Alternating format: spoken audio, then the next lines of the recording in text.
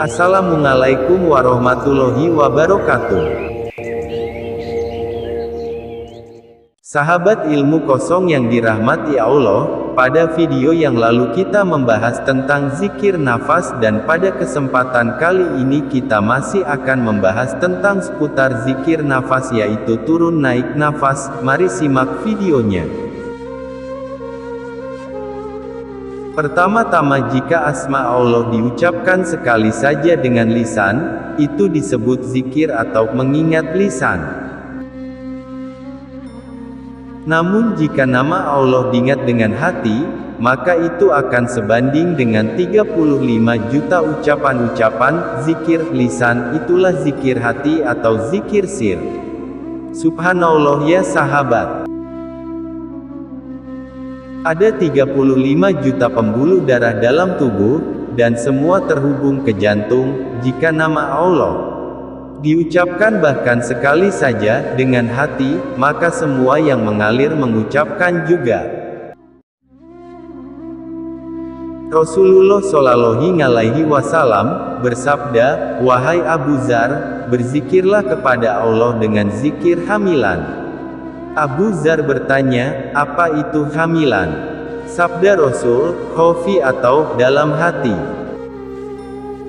Tahap pertama zikir adalah zikir lisan, kemudian zikir kalbu yang cenderung diupayakan dan dipaksakan. Selanjutnya zikir kalbu yang berlangsung secara lugas, tanpa perlu dipaksakan. Serta yang terakhir adalah ketika Allah sudah berkuasa di dalam kalbu disertai sirnanya zikir itu sendiri. Inilah rahasia dari sabda Nabi Shallallahu Alaihi Wasallam. Siapa ingin bersenang-senang di taman surga, perbanyaklah mengingat Allah. Tanda bahwa sebuah zikir sampai pada sir atau nurani yang terdalam yang menjadi tempat cahaya penyaksian, adalah ketika pelaku zikir dan objek zikirnya lenyap tersembunyi. Para sahabat ilmu kosong yang budiman, zikir sir terwujud ketika seseorang telah terliputi dan tenggelam di dalamnya. Tandanya, apabila engkau meninggalkan zikir tersebut ia takkan meninggalkanmu. Zikir tersebut terbang masuk ke dalam dirimu untuk menyadarkanmu dari kondisi tidak sadar kepada kondisi hudur atau hadirnya kalbu. Salah satu tandanya, zikir itu akan menarik kepalamu dan seluruh organ tubuhmu sehingga seolah-olah tertarik oleh rantai indikasinya. Zikir tersebut tak pernah padam dan cahayanya tak pernah redup, namun engkau menyaksikan cahayanya selalu naik turun. Sementara api yang ada di sekitarmu senantiasa bersih menyala. Zikir yang masuk ke dalam sir terwujud dalam bentuk diamnya si pelaku zikir, seolah-olah lisannya tertusuk jarum atau semua wajahnya adalah lisan yang sedang berzikir dengan cahaya yang mengalir darinya. Ketahuilah para sahabat, setiap zikir yang disadari oleh kalbumu didengar oleh para malaikat penjaga.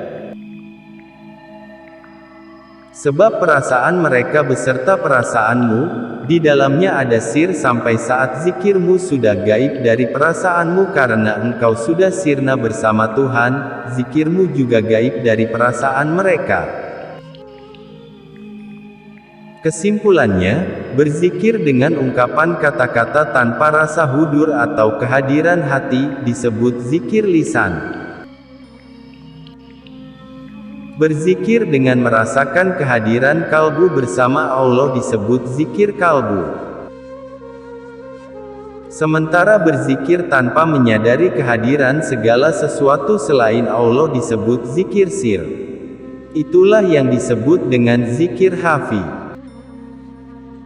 Allah Subhanahu wa Ta'ala berfirman, Dan berzikirlah kepada Tuhanmu dalam hatimu atau nafsika, dengan merendahkan dirimu dan rasa takut dan dengan tidak mengeraskan suara di waktu pagi dan petang dan janganlah kamu termasuk orang yang lalai.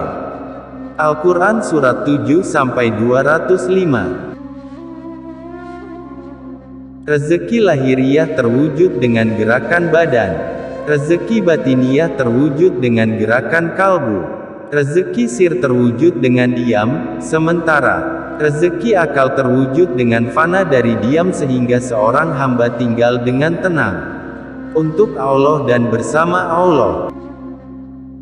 Nutrisi dan makanan bukanlah konsumsi rohani, melainkan konsumsi badan. Adapun yang menjadi konsumsi rohani dan kalbu adalah mengingat Allah, Zat yang Maha mengetahui segala yang gaib.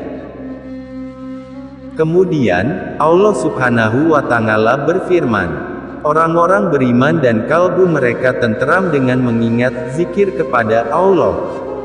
Semua makhluk yang mendengarmu sebenarnya juga ikut berzikir bersamamu, sebab engkau berzikir dengan lisanmu, lalu dengan kalbumu, kemudian dengan nafmu, kemudian dengan rohmu, selanjutnya dengan akalmu, dan setelah itu dengan sirmu.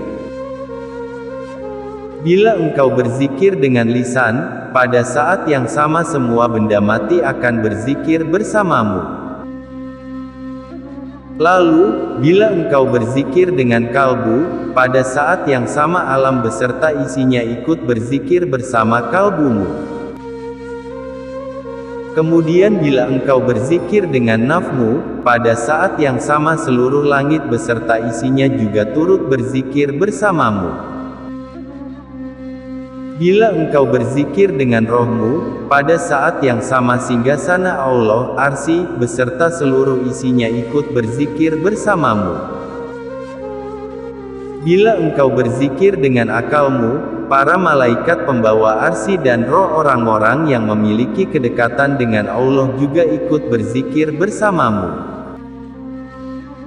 Bila engkau berzikir dengan sirmu, Arsy beserta seluruh isinya turut berzikir hingga zikir tersebut bersambung dengan zatnya.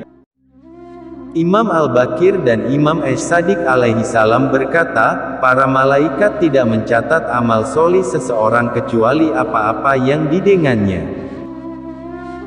Maka ketika Allah berfirman, berzikirlah kepada Tuhanmu dalam hatimu atau nafsika, tidak ada seorang pun yang tahu seberapa besar pahala zikir di dalam hati dari seorang hambanya kecuali Allah Ta'ala sendiri. Di dalam riwayat lainnya disebutkan bahwa Rasulullah Shallallahu Alaihi Wasallam bersabda, zikir diam atau khafi 70 kali lebih utama daripada zikir yang terdengar oleh para malaikat pencatat amal. Al-Hadid, bila sang hamba mampu melanggengkan zikir khafi serta meyakini bahwa semua alam lahir dan alam batin merupakan pengejawantahan dari nama-namanya, maka ia akan merasakan kehadirannya di semua tempat dan merasakan pengawasannya dan jutaan nikmat-nikmatnya. Para sahabat ilmu kosong yang budiman, demikianlah pembahasan tentang turun naiknya nafas, semoga bermanfaat. Sekian, wassalamualaikum warahmatullahi wabarakatuh.